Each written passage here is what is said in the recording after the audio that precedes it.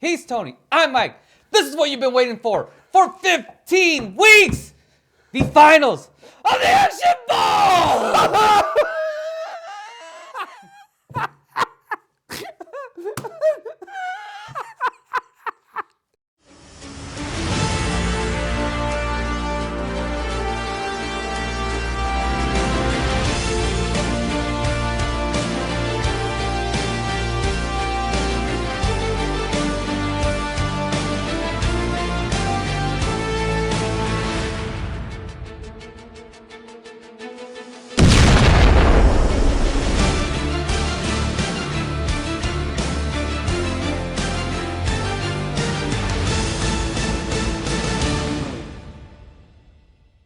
So week 15 of the Action Bowl has Keanu Reeves facing off against Jet Li. Jet Li drew Once Upon a Time in China, and Keanu Reeves drew Street Kings.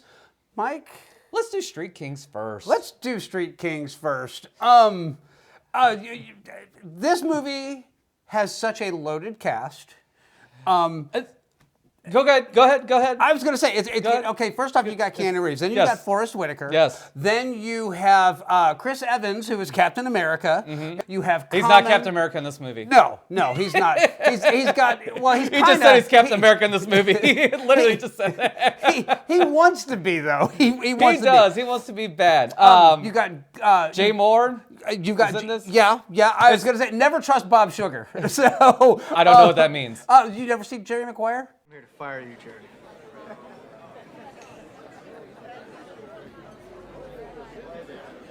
It's real. You should say something. Oh God, years ago. That would be Bob Sugar. Oh, okay. So, I guess he plays a douche in there. Yeah, he plays a douche in everything.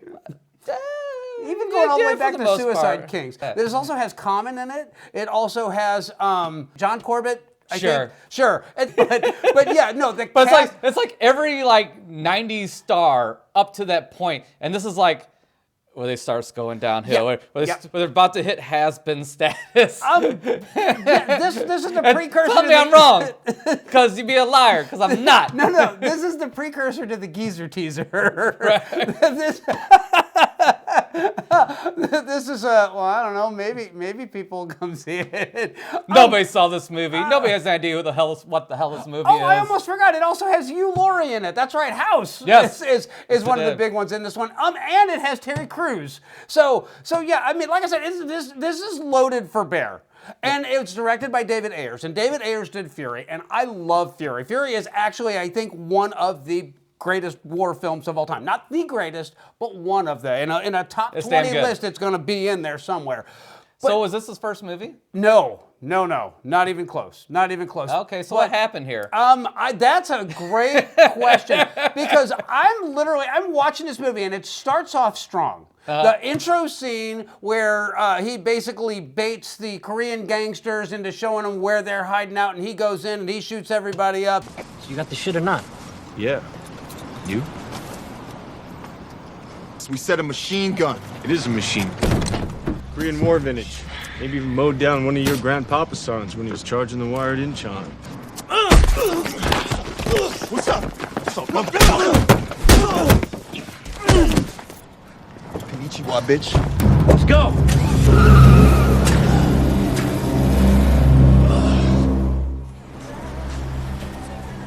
Where?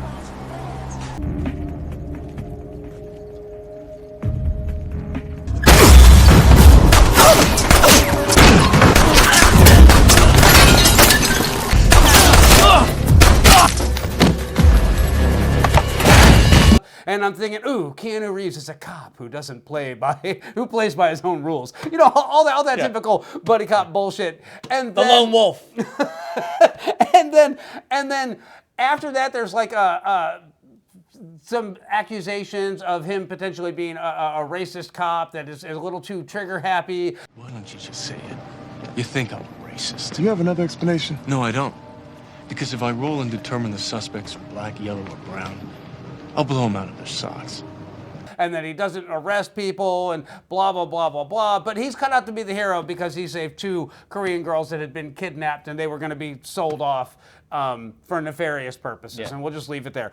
But then you have Forrest Whitaker, and he's the captain of the squad or the team or whatever the hell it is, and as it turns out, he's been running cover. He's basically like, you know, making these things disappear. What you hiding from? What you hiding from? What you hiding from? You've been drinking.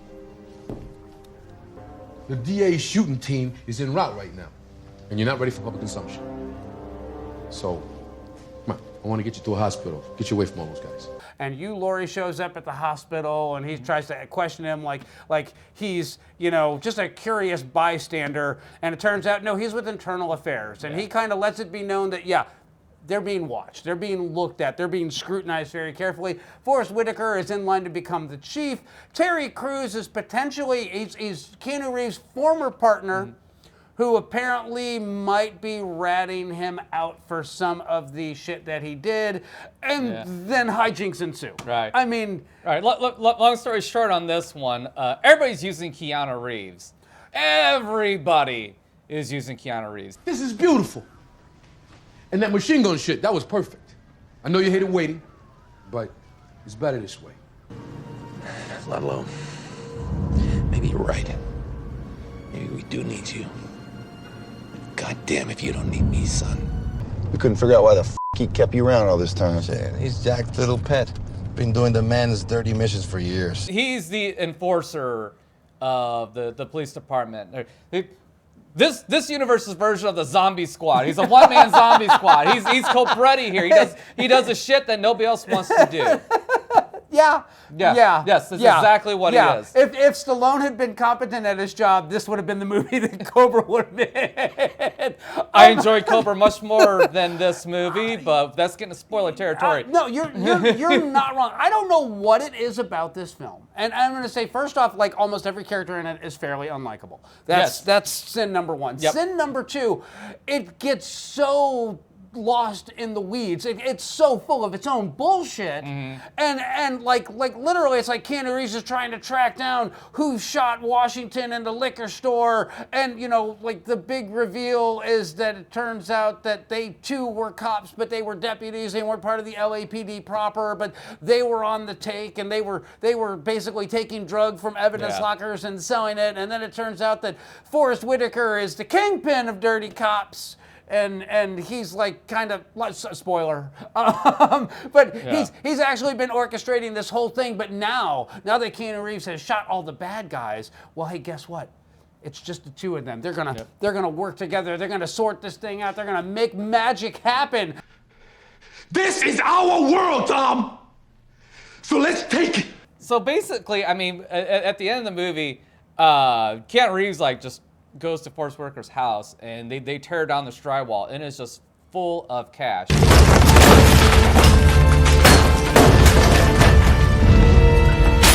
That's it. So this is what Forrest Whitaker's been doing. He's been hoarding cash, taking stuff here and there from like different crimes and busts. He has dirt on everybody in the department. He is going to be the head of the police department at some point or another. It was going to happen. And that's really the long and short of it. Yeah, and his aspiration is not just to be the police chief, but it's also to become the mayor after that, because he's got dirt on every councilman and you know, everybody basically. So it's not just the police force that he's got dirt on, it's the entire city government. And then Keanu Reeves saves the day by shooting him point blank. We were family.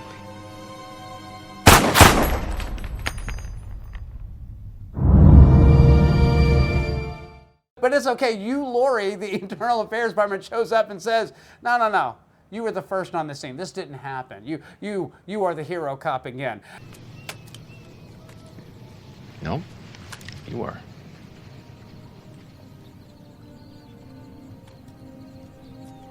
So again, which boils back down to that everybody is using Keanu Reeves. Yes.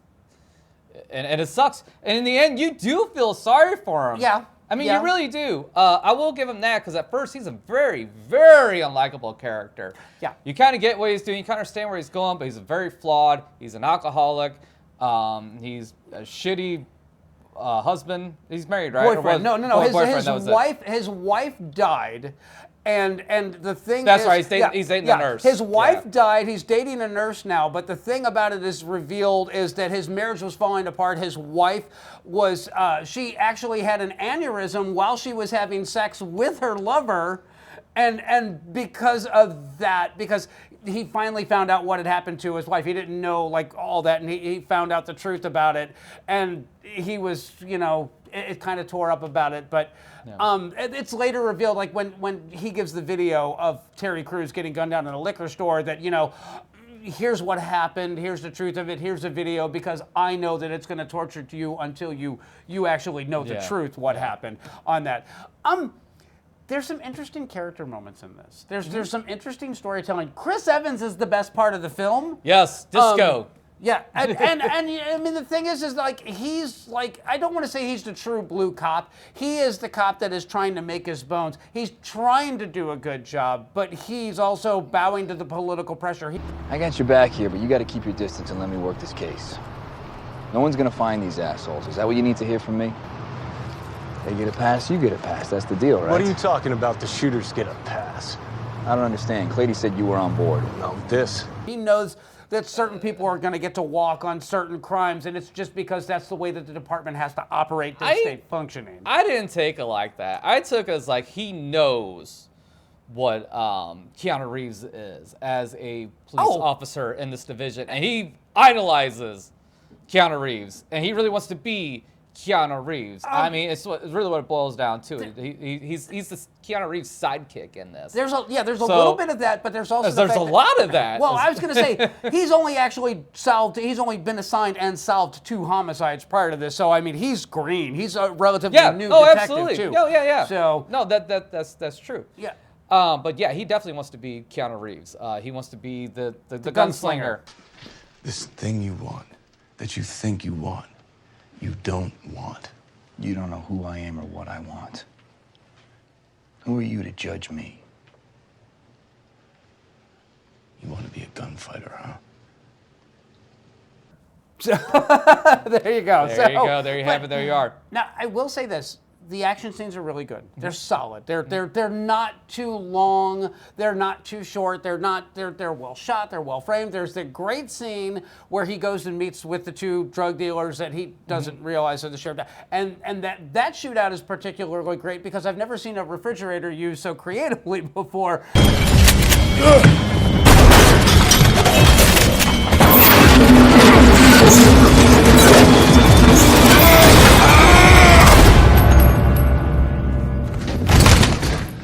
And it's a bit of a bloodbath.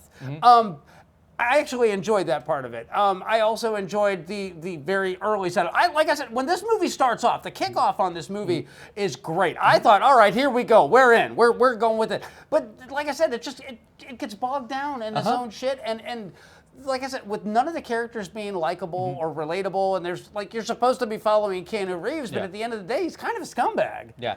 And the only person you can really root for or get behind really is Disco. Yeah, and that doesn't end well either. No, it doesn't. No, wait. I know these guys. Here's what I think is the biggest sin in this movie is that it's like almost revealed too early that Keanu Reeves is being set up. These guys are just using you. Yeah.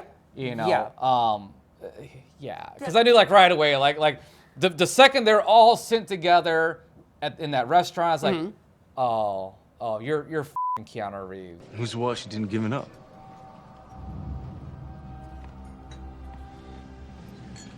Utah. Yeah, you're not really his buddy. You're not really behind him. He's your patsy. He's your fall guy. Yeah. So, well, see, here's the interesting thing about this. If Keanu Reeves' character had actually taken his boss's advice, Forrest Whitaker's advice, and not tried to follow Washington, what was going to turn on that one? Exactly who were they going to pin that on? Because I know they pinned it on the 2 shooters that were already dead and buried out by the house in the hills. Well, no matter. It just would have been 2 random people. Yeah. It was just that Keanu Reeves was there, so now there's a wrench in the works. But him following him gave them the opportunity to burn him, for lack of a better word. There is, for all the good that we're talking about this movie. There's something fundamentally flawed about it. And it just, the more I watched it, the more it just like stuck in my mind. Like this is off. Something about this is just not right. And I couldn't put my finger on it while watching the whole thing. It was an itch I couldn't scratch. I'm a king of secrets, Tom. I know which city councilman is doing lines. I know who likes boys. I know who's selling contracts. I know who's beating his wife. I own them. Even the chief is in my pocket, Tom. Really, Forrest Whitaker would have been a bigger example, a better example, if he had been tried and locked up so his corruption was exposed. But at the same time, there's so many people tied to it. Well, here's the other thing, too. At this point, Keanu Reeves was anyway. Oh, yeah. Because he was set up for all these murders because he murdered the undercover cops, even though they're bad, dirty cops. It still doesn't matter. They're still cops. They shot the other 2 cops up on the hill where they were buried. Yeah. So, I mean, at this point, it didn't matter. It didn't matter what he was going to do. So I get the logic behind it. I get why it did what it did. And to me, I think it was a satisfying ending where it's like, you know what? You're just a tool, buddy. Yeah, that's exactly how they presented it. You're a tool. Yeah, we're going to use you for the exact kind of things that we need to use you for, and that's it. And I don't know. Again, and is it a fun watch? Not particularly. It's an engaging watch, even though there's sections of it that do get bogged down. Yeah. Do get caught in the mud. And the fact that the people are unlikable. Yeah, it's very flawed. It could use I don't know what it could use, man. I think it just kind of is what it is. I don't know. I mean, I think that the director accomplished what he wanted to accomplish. Like this is grit, this is dirty, and this is probably how some departments operate. That's part of my problem with this. It's too slick looking. It's too polished. I don't think it's slick at all. I think it's about as great as it fucking gets. If you go and watch David Ayers, who directed this one, he did End of Watch. And that is a much grittier, more almost documentary kind of feel. This one, everything was like very lit and color but that came on the air where there's all this other reality bullshit that's out, So that's a product of its time. So yeah, I can see that, but that's not film. I mean, not in a traditional sense. No. So no, I mean, I can see where you're coming from at that point, but for a film that's shot on film, this is gritty. This is very gritty. So, as a matter of fact, this is probably a shade too gritty. So that's probably what it really kind of comes down to. I'm curious to hear your scores on this one because it sounds like you got more out of this one than I did, and so let's find out.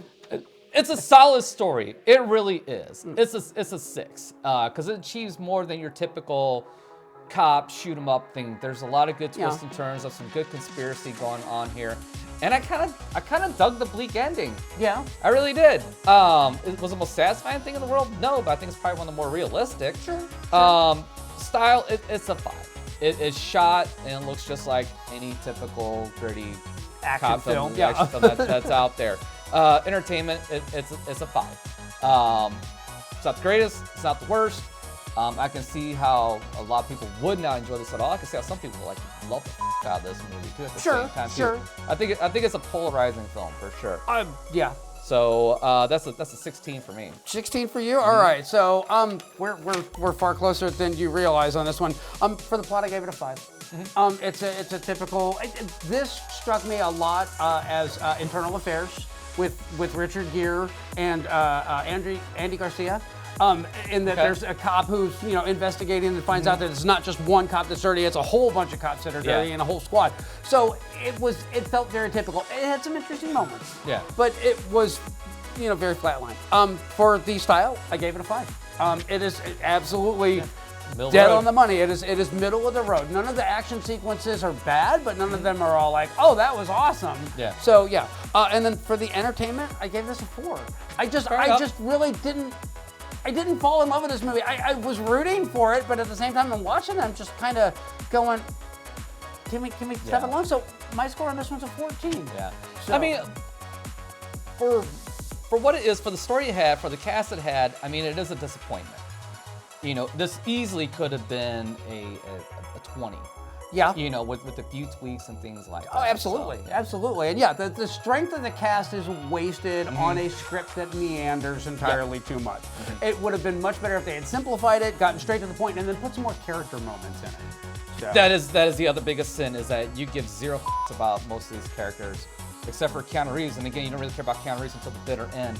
Yeah. And Disco. I think if this was probably worked more as a traditional kind of buddy cop, or it's more of a buddy relationship between Keanu Reeves and Disco, it would have been better. a much better film. Yeah, and that probably would have made this a 20. You're not wrong. All right, so that is it for Keanu Reeves and Street Kings. Coming up next, Jet Li, Once Upon a Time in China. Stay tuned.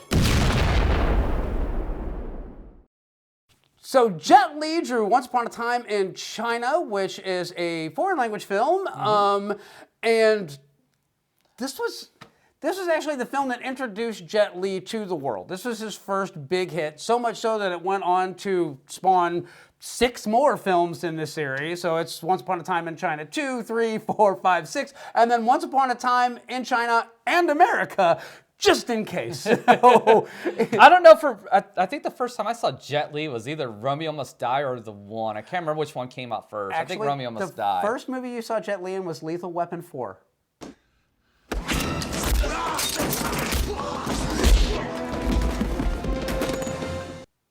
That's it. Yep. Yeah. Because that was his introduction to right. American audiences on that one, and he was the main bad guy's major ass-kicking henchman, and he had that sweet ass trick where he grabbed the gun and disassembled it right in front of him. Yeah. Yeah. So that's right. I forgot all about that. And this. But yeah, I didn't know anything about this series till we drew for it. Yeah. So yeah, I knew nothing about it either. So and I'm going to say this. Yeah. I'm not even going to attempt to explain the plot of this movie. It really boils down to one big thing. There is Master Wong, and he is the bestest kung fu person in the whole town.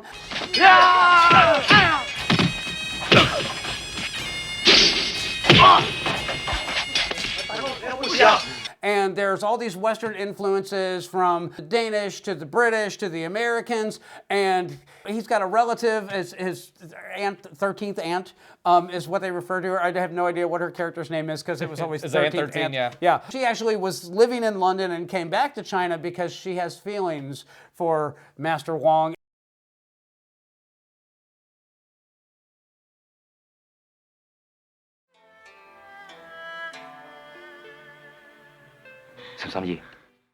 And Master Wong has a kung fu school, and he has a bunch of very enthusiastic disciples, and there's a nasty street gang, and there's a lot that's supposed to go on this plot, and it's hard to follow because you got to read all of it. Yeah. And there's very, very dialogue heavy. Yes. This was a chore to watch and read at the same time. And this movie suffers so much for it. There's building blocks of a good story. The problem is there's like too many alleys to go down and navigate. Yes. If they simplified the story, made it one streamlined thing where it's, hey, it's about this rival gang, or hey, it's about our relationship with the outside world that's coming in and their influence. But no, it tries to do too many things at once, and it meanders and is it's a slog. Yes, no, I 1,000,000% agree with you. Now, I will give it this. It has some interesting character moments, but there's only like 2 or 3 characters with an arc in this whole movie. Number one, and Jet Li is not one of them. So, it's just funny. Which, he's exactly the same character at the beginning of the film as is he in the end of the film, with the exception of the fact that he puts on a Western-style suit and tie. That's in the very last shot of the movie. Yeah. So, the other one's about this actor that's a very reluctant kung fu master. He's a kung fu student who's looking for a master. Yeah. And so that's weird. And they got the rival kung fu master gets introduced like halfway through the film. Yeah.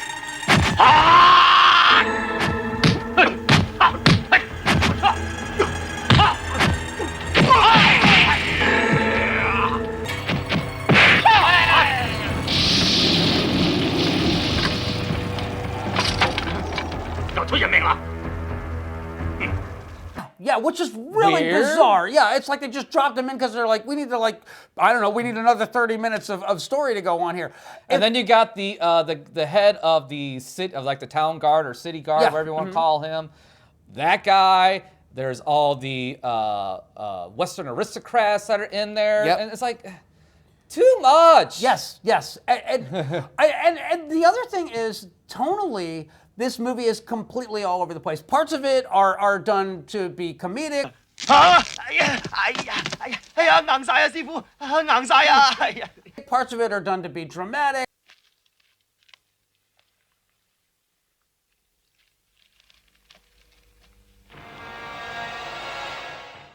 Parts of it are done to, like, you know, kind of try to jerk a tear out of you or two.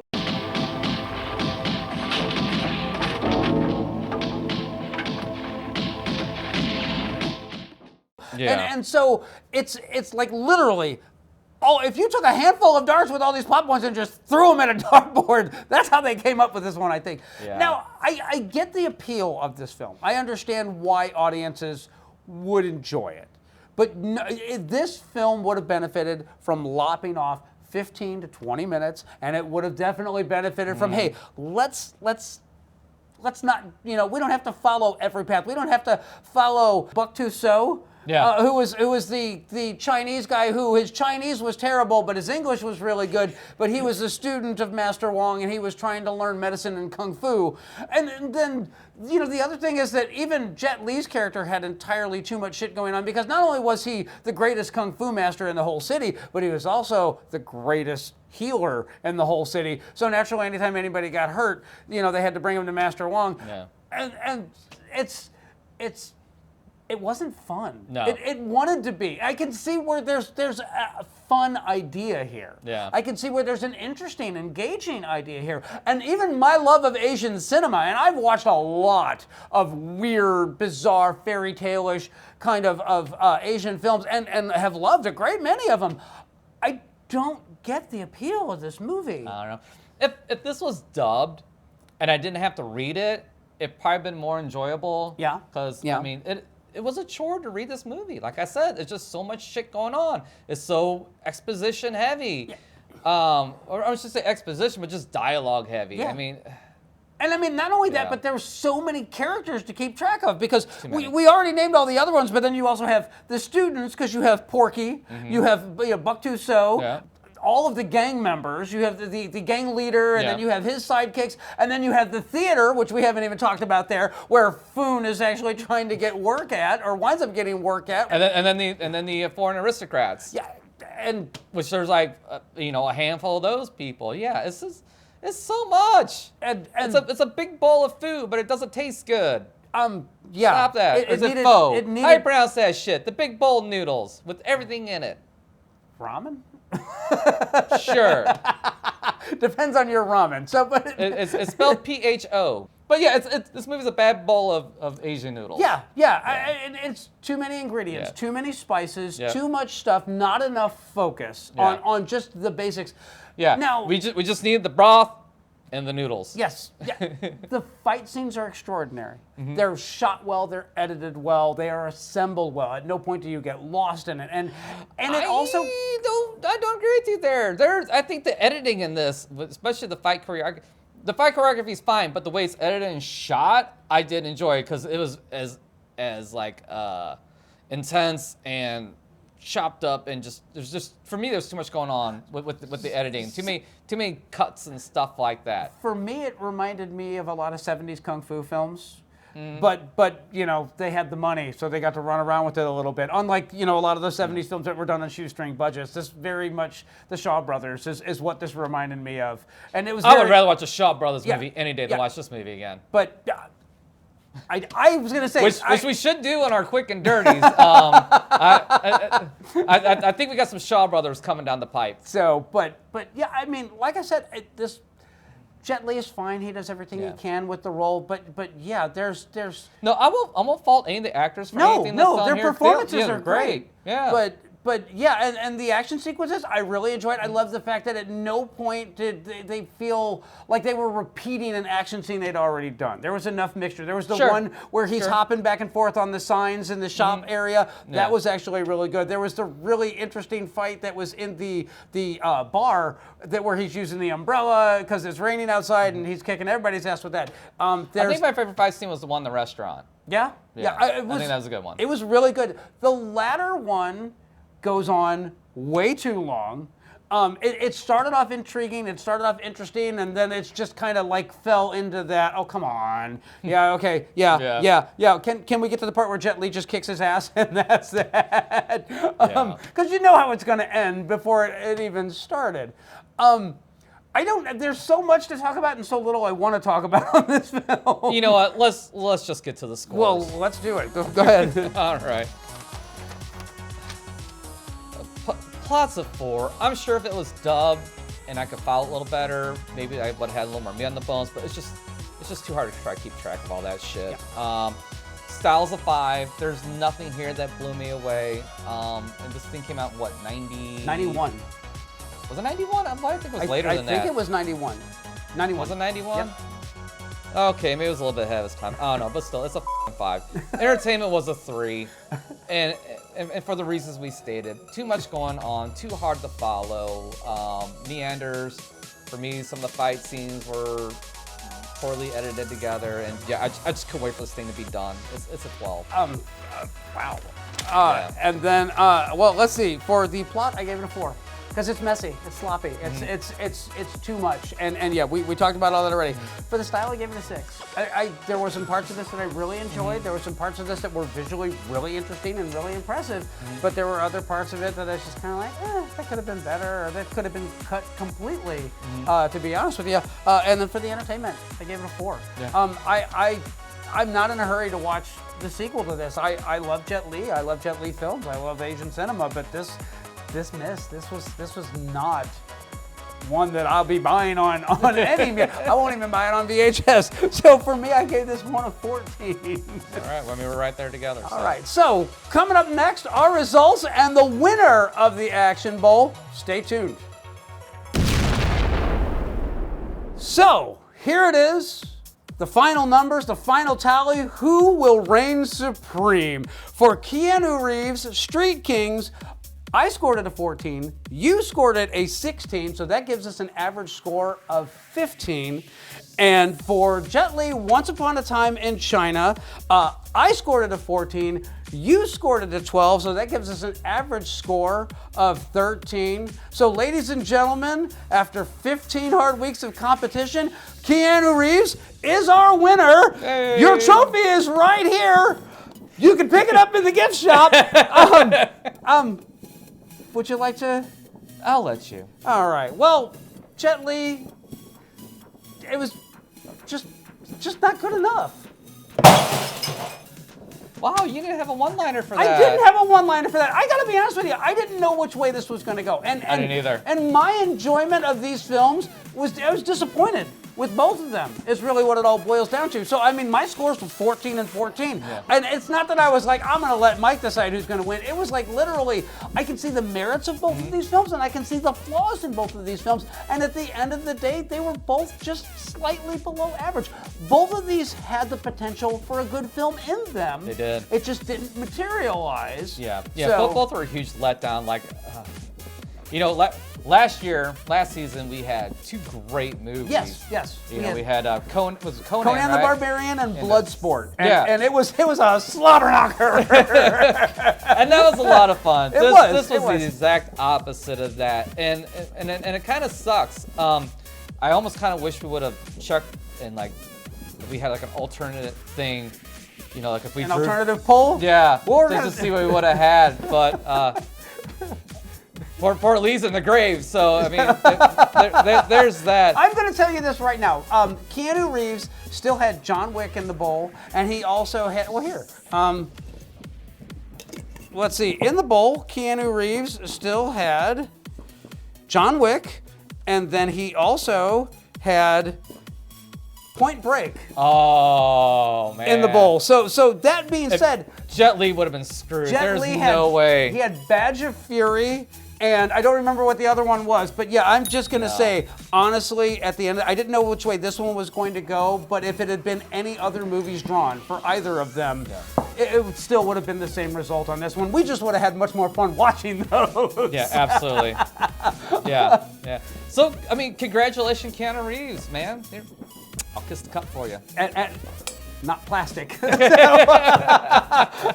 So contact us in a PM. We will send this to you. It is a one-of-a-kind Action Bowl Season 2 Love and Cup. You know what? We're going to be doing our wrap-up show next week. We're going to talk about all of our things that we loved about this season, all of the things that we think we need to tweak for Season 3. Stay tuned for that. Anything else at the moment? No, we'll see you guys then.